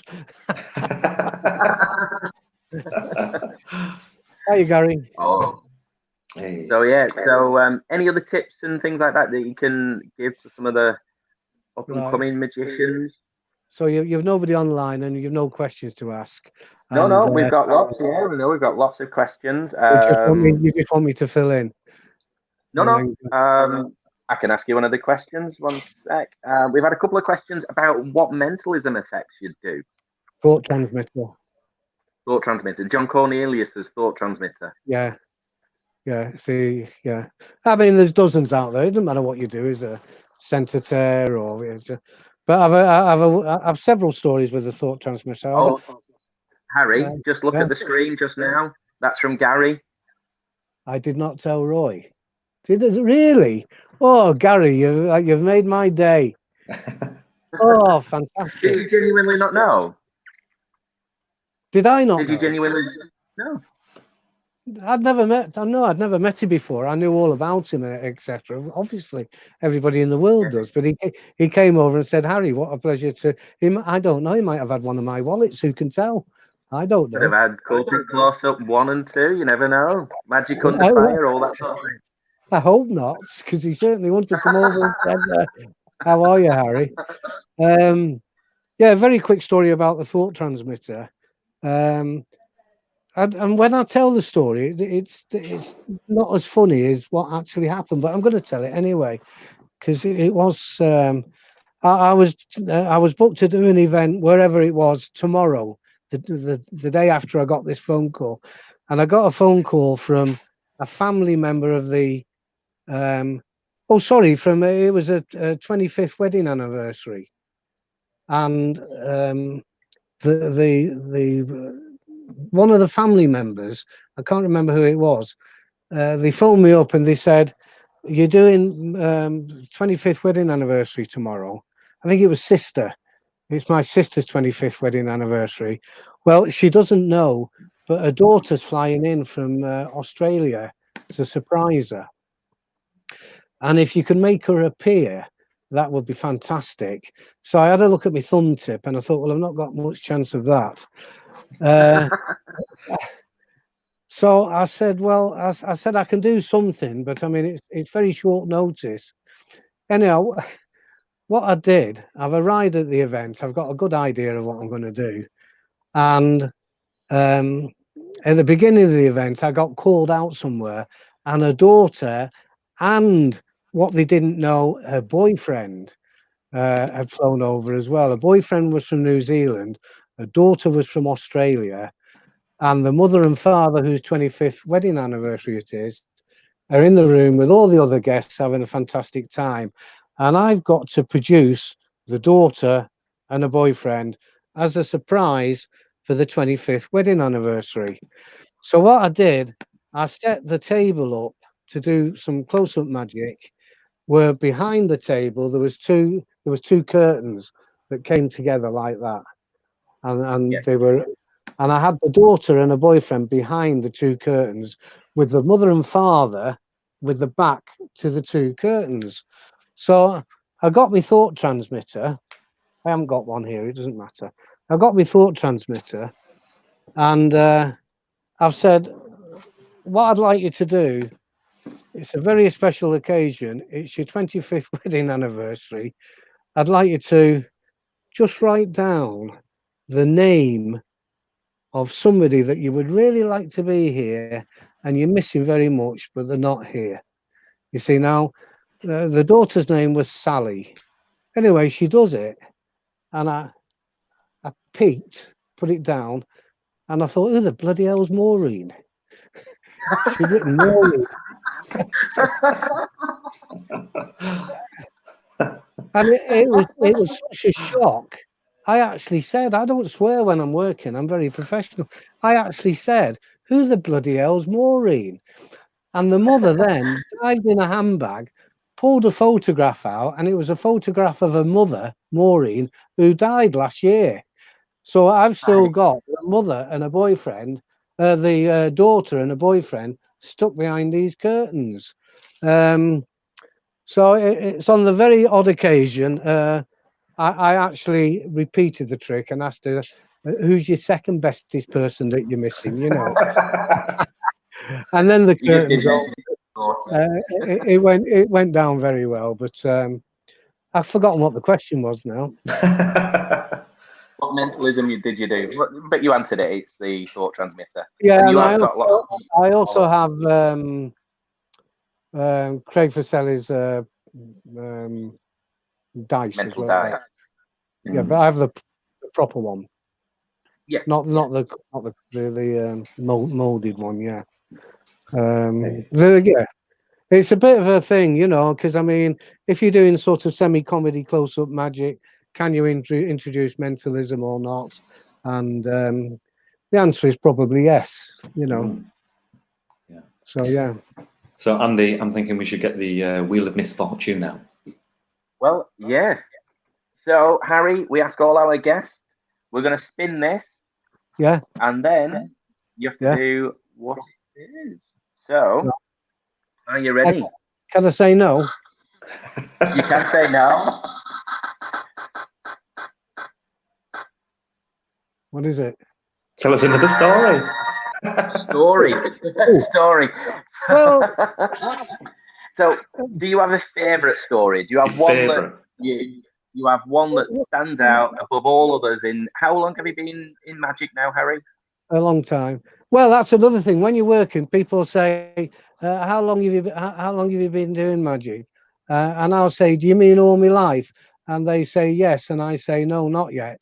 Just a throwaway line you can use, you know. My favourite story, but I'm sure the whole world's heard of it now, is probably the Sir Alex Ferguson one. You know, have you heard it, Joel? No. You're a liar. I told you last week. No, I didn't. No. So I'm going to change it, and for the first time, I'm going to tell the truth, Andy. Really? So this is a first, yeah. Because when I've told when I do a lecture and I tell this story, I always start it off and say, I did a private house party for Sir Alec. That's not strictly true. I did a private house party for Sir Alec's next door neighbour. Right. And then I go on to say about the Japanese gardens in the back, which there was, and they set the table for the outside caterers in the hall, which they did. But his neighbour's name was Franny Cohen, and he was a wallpaper retailer. And Sir Alex was there with his wife, Kath. They played at Old Trafford that day and beaten Bolton 1-0. And he'd recently been made up to a sir. And so there was only 26 people, and I entertained them. And halfway through the night, Sir Alex was sat in the centre of the table, and I went over and I said, "Sir Alex, have you enjoyed the magic?" And he said, "Harry, son, you've been magnificent." And I said, "How about an autograph?" And he said, "No problem, son." So I took one of my photographs out and I said, "What do you want me to put?" And that's the story I get asked to tell probably the most. But yeah, I do like my stories. It's interesting. So, out of interest, do you tell many stories when you're actually performing at tables? Because I know during lectures you tell a lot of stories. You're telling stories now. When you're performing for people, do you put a lot of story into it? The answer is yes, Joel. I talk to people. Yeah, and of course, a good thing. I've talked about my inability as a magician. Having said that, every single magic trick I perform, I can perform. Who was that? Yeah. What was that, Joel? No. It's all right. Everything I perform, I have the ability to talk. You should be able to do whatever you're doing and hold a conversation at the same time. You know what I mean? Yeah. And also when I'm performing table magic, I can start a trick on one table there, and go and do a trick on another table, and then go back to that table and finish the trick. And it's just a way of bringing people together, you know. Absolutely. It's that rapport that you build. Yeah, I think you can be 1-2 dimensional in the sense that this is the trick, and I'm going to show you this trick, and you're going to watch it, and you're going to enjoy it. You're there to entertain them. Who's that? This is Jez Mansfield. Oh, hey, Jez. How are you doing, pal? Yeah, thank you. Yeah.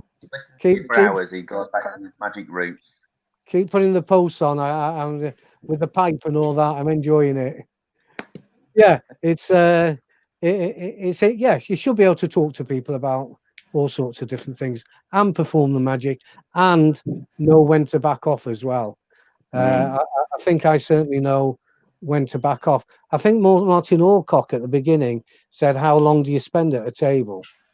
And the answer is, well, the first answer is certainly at corporate events, it's very specific the time you've got. They sit down, they're going to have starter, main course, sweet, coffee, presentation. You're finished. You don't get, you know, that's it. And so you have an hour and a quarter. So very quickly, if you've got an hour and a quarter and you've got 10 tables, you divide the hour and a quarter by 10 tables, take a bit off, and that tells you how long you can spend at each table, allowing a bit longer for the top table. Also, when you walk in the room, just by looking at the table layout, tells you how many courses there are. And the amount of courses there are tell you how long the meal's going to be. The meal might be an hour and a quarter, might be an hour and a half. Lots of corporate events, they have a presentation halfway through the meal and things like that. And these are all things that you should be finding out before you start work. It's interesting. Interesting. Well, we've had another question for all three of us. Okay. Do nerves ever still play a part in your performing, even after lots of years performing? Does what play a part, Andy? Nerves. Oh, nerves. Sorry, yeah. Can I answer it, and then you two can ramble on? Yeah. I can remember many years ago, I was working for BT. They didn't want pre-dinner drinks; they just wanted table magic. And where they'd had the pre-dinner drinks, that was where I stayed until they went through. Sorry, that's where I was when they'd gone through for the dinner. And there was 2 double doors, and all I've got to do is to go through those 2 double doors and perform the table magic. I couldn't go through the doors. Really? To this day, I can't answer the question for why. There was just something. I couldn't go through the doors. After about 5 minutes, obviously, I've got to go through the doors and I've got to perform. And I did, and it was an exceptionally good performance as well. You know, most performers, entertainers say you have to have a certain amount of nerves to perform properly. I can hand on heart say now, for your bog standard close-up magic, no, I never ever get nervous. But that's for me. Yeah. That's brilliant. I would say, for me, I can remember when I was much younger and I would get nervous. So that was like the starting point when I first got in, out performing magic. And I think just I would say after around about 2 years for me, I think the nerves just started to kind of fade away quite a lot. So the more I got used to going out performing and being in different environments, that is when the nerves just kind of like faded, I guess, to the point that now I can go out on a stage to a few hundred people and perform a show and not really be nervous at all. So I think Thomas is asking that, and I think I don't know if he is kind of nervous or he's at the point where he's thinking about going out and performing close-up magic. It does, in my mind, it gets easier. So I would agree. I would agree with that as well. And the other thing is, as you're working for a long time and get more experience, certainly for me, I don't think there's an environment that I've not worked in. I mean, I've done on the River Thames. I did the Tyne in Newcastle. That Tyne in Newcastle, by the way, and I didn't know, when you do these boats like that, there's nowhere to hide. You're on it till you get off it. And the bloody thing at the time, He went out into the North Sea, turned around in the North Sea, and then comes back again. But we've all done it. We've done, we've done the restaurants, the marquees, the stately homes, the I've done Coronation Street and things like that. For Emmerdale, I did for many, many years. The staff parties at Emmerdale for all the crew and the actors and the actresses. So the more venues you work in and the different situations, I do think it gets easier. The hardest thing, I think, is getting to the bloody event, Yeah. Because I think you two are exactly the same as me. I don't just work in the Manchester area, anywhere in the country, and you could have events in Newcastle tonight and then in Dorset tomorrow night, and things like that. Yeah, And there's a lot of pressure then, isn't there? Yeah. And if you bear in mind, if you're I don't know, any other job at all, I think almost, except magic. Magic's one of the very few. When you're driving to an event, if you're going to be late or you're not going to get there, they can't have that event again. No. They can't rectify it the day after. Mm. So you've blown it. Yeah. If you're an accountant and you get some of the figures wrong, you can rectify that the next day. But when you're a performer, you can't do that. So I think there's a lot of pressure when we're driving to events, and that's why on one of my DVDs I always say arrive an hour before the event's due to start. But that's just me. Yeah. Excellent. Give you plenty. That's a really good point. That's a really good point about the event isn't going to happen again. So if you mess it up, it's on your shoulders. So that's it. That's it. Yeah, really. I've never actually thought of that pressure, but now that you've gave me it, I'm not very thankful. All right. You get nervous, Andy? Not really. I think as you become more happy with your ability, not just performance-wise, but being able to handle the crowd or the group or whatever you're working to, I think, like you said, there's not many places I've worked now. I've worked on stage, I've worked in close-up, I've worked in a bar, I've worked in people's houses. Just one that stands out, I got booked to do a house party, turned up. It was about 10 o'clock at night. I'd done a wedding, went to the event afterwards, and they were all sat there because they'd been in the pool. They were all sat there in swimwear. So I did a 30-minute show for everybody sat in swimwear while I'm trying to sort of figure out, but you just carry on, you just do it.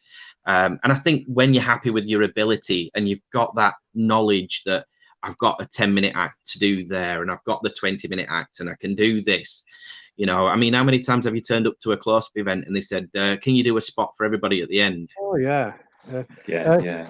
Can I tell the story of the it's the learning curve, and it probably helps Thomas this, because I think Joel said in the early days he got nervous, and Andy possibly in the early days. Well, for me, I was doing a gig in Harrogate, and it was a 21st fancy dress party, and I've driven there, the only gig I had on, and Snow White answered the door. Snow White was the party girl. It's a long time ago, and I am embarrassed telling the story, but it might help people listening. Snow White answered the door, and she said, "You must be Harry." And I wanted to say, "Oh, you must be Snow White," but I didn't anyway. I said, "Oh, you must be Harry. Come in, Harry. Everybody, Harry's here, the magicians. Come in, everybody." And within 2 minutes, I was stood in the centre of the lounge, and on all four walls of the lounge, they were stood up and sat round. And she said, "Off you go, Harry, that's fantastic." And I did 20 minutes, 25 minutes of everything I had at that time. Just stood there. How long were you booked for? Well, 3 hours or something like that. 3 hours? I'll tell you a story about that in a minute. But anyway, after 25 minutes, and I was working out my case on the floor, after 25 minutes, I said, I'm just going to go back to the car to get some bigger stuff. I said, "Enjoy yourselves, me go round and I'll come back and see you." And I went to the car, I got in the car and I drove home. Yeah. Now, the lesson there is, obviously I've learned now, but I love private house parties now. But the lesson there is never allow in that situation somebody to introduce you. I always say to them, don't introduce me, I'll introduce myself if you don't mind. Yeah. And it was a massive, massive lesson for me, you know. Yeah. I just buckled it, I messed up, and I drove home. It was through an agency. I sent the agent his commission because it was a cash pickup, which obviously I didn't get. I sent the agent his commission, and that was it. I never heard another thing again. Right. But That's I brilliant. think you've got to go through all these learning curves, for want of a better word, to become you know, experienced magicians. Yeah. Yeah. You know. Absolutely. I mean, I've got to the stage now because of my age, my experience, if you like. I just like to pass it on to other people. You know, I'm slowly. I mean, at my height, I was doing 200 events a year all over the country, and I'm just cutting back to nothing now. You know, apart from the lectures and things like that. Yeah. Brilliant. Hey. One of the big things you told me when you're in the room, you're in control. You're in. And that sounds like a massive learning curve from that event.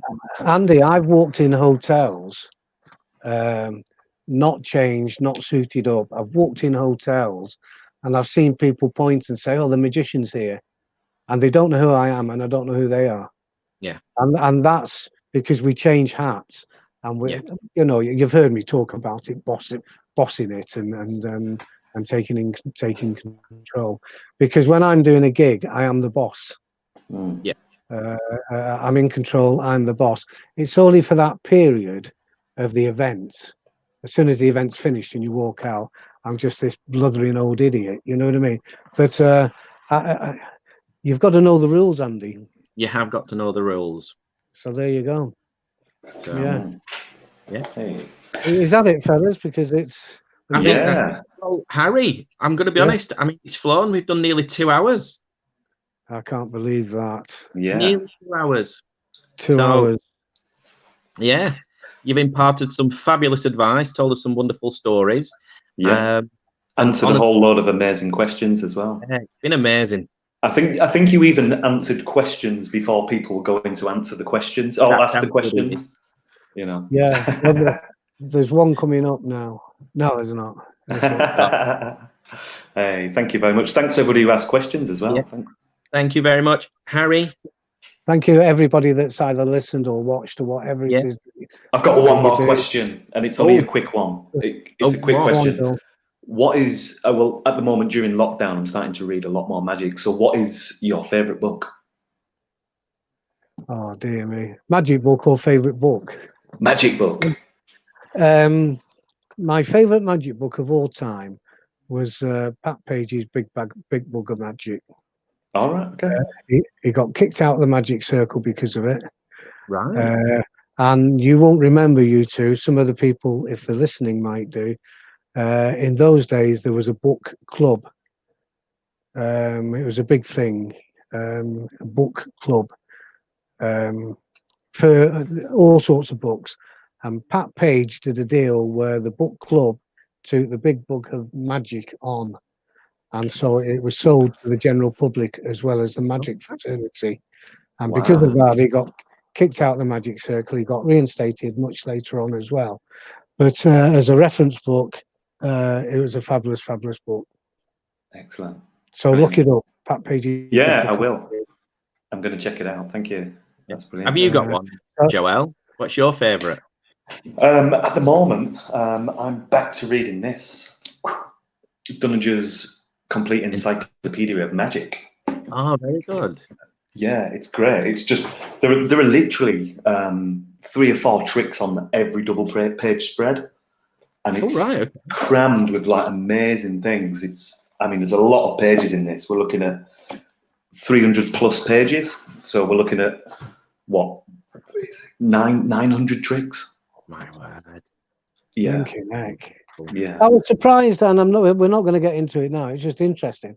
One of the questions that's normally asked in things like this is how many tricks do you perform when you're performing close-up magic? And nobody asked it tonight. which Yeah, right. Yeah. I I, found I think, interesting. I think you answered it earlier. You said you'd tend to do sort of half a dozen tricks, just like boom, boom, at a table. Yeah, quick fire. Yeah. So I Yeah. think you answered it well before, and I think the people tend to ask now, how long do you do, rather than what sort of effects, because you have 5 minutes, they know I can do ambitious card and that sort of thing, or so Yeah. So I think people rather than It's only a thing. I'm not saying it's wrong. It's just my little thing. I hate long-winded effects in a working environment. You know what I mean? Yeah. I've seen people's eyes glaze over, and it's yeah. But anyway, so Joel, thank you so very, very much for inviting me. It's been Thank a you for pleasure. coming on. Andy, thank you for inviting me. Anybody that watched Right. or listened, thank you for watching and listening. Hey. Harry, enjoy, stay safe, Harry, and I'll speak to you soon. Okay, you two, stay safe, stay well, stay safe, stay well, everybody. Speak to you all soon. Take care, Harry. Bye. Bye. Bye. Oh, wow. That was amazing. Oh, it's Harry. Yeah, lovely. That's the second Harry we've had on the show. We've had two Harrys. I know. Can we go for the triple next week? Yeah, we need to find another Harry. Yeah. I mean, two ends of the spectrum. We've had Taran on. Yeah. And we've had Harry on. And, Yeah. you know, it's just, I mean, that's the thing that, you know, somebody at Taran's age and Harry's age and ability difference and everything else can be on the same thing and just, you know, have the same love and appreciation for the industry that we're in. It's amazing. Yeah, it is. Really it is. is. At the same Yeah. time, but so I was going to ask you as well, Andy, what's your favourite magic book? You've got your little library right behind you. I have. Look, I've got quite a few. In fact, if you want, you can have a look. Hang on. Because So look, there's there. Okay. So, and I've got another big shelf over there. I was going to say you've got another shelf. Yeah. Oh, now you see, the one that I sort of I read to enjoy and learn, because I'll read a book and I'll sit with cards or I'll sit with coins and learn. But the one that I read, because it's just beautifully written and I've learned the effects out of it and stuff like that, is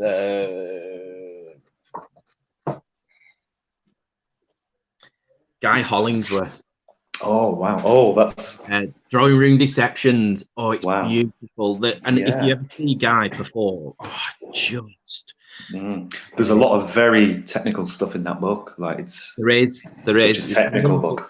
Yeah, so, it is.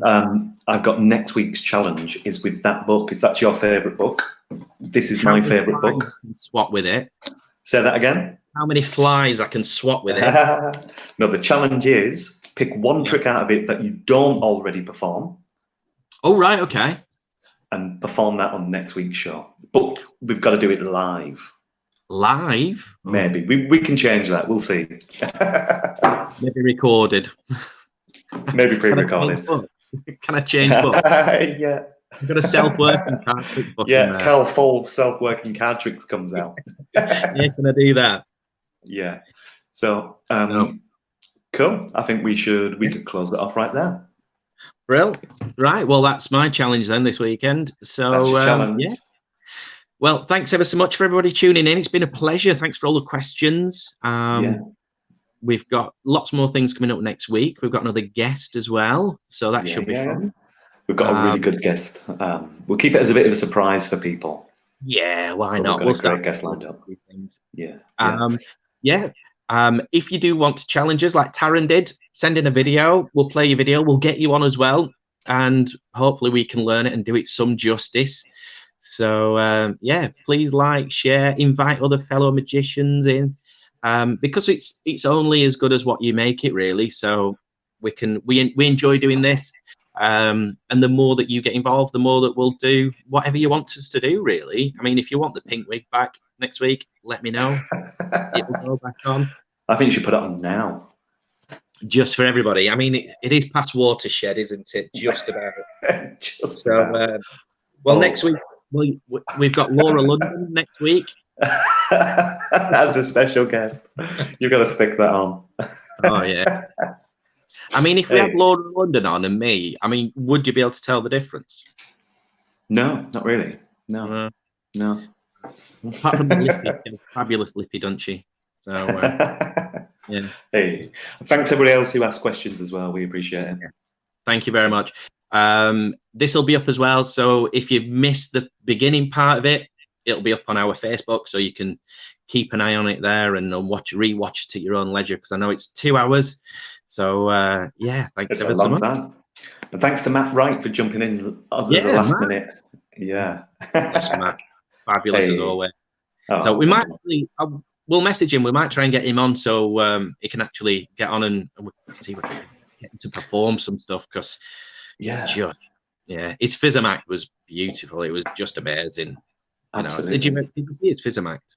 Yeah. It was absolutely brilliant. Yeah. I mean, if he does come on, I mean, we might be able to, well, I don't know if we could show a little performance of it, but people can check that out online on YouTube as well. It is a brilliant performance. And it's like Harry said, he is genuinely just an amazing performer, and he's so engaging to watch, Dean, you've got issues, Dean. You have got issues. I have got fabulous legs, though. Really good legs. You've got to prove it. You've got to prove it, Andy. Squats. I love it when you did that. Your belly's actually sticking out. I know. So We've yeah, got a lot of Harry Robson appreciation going on. Harry is a legend. Oh yeah, we've even had somebody asking if there's a knighthood for Magic. It could be a front runner. Hey, yeah, he could. He absolutely could. We've got one last little message we're going to put on just for you. This is from Dean to you. He loves Yui. He loves Yui. I love Yui too. Is that your nickname between you and Dean? I don't know. I think that might be the sound he made just as he was.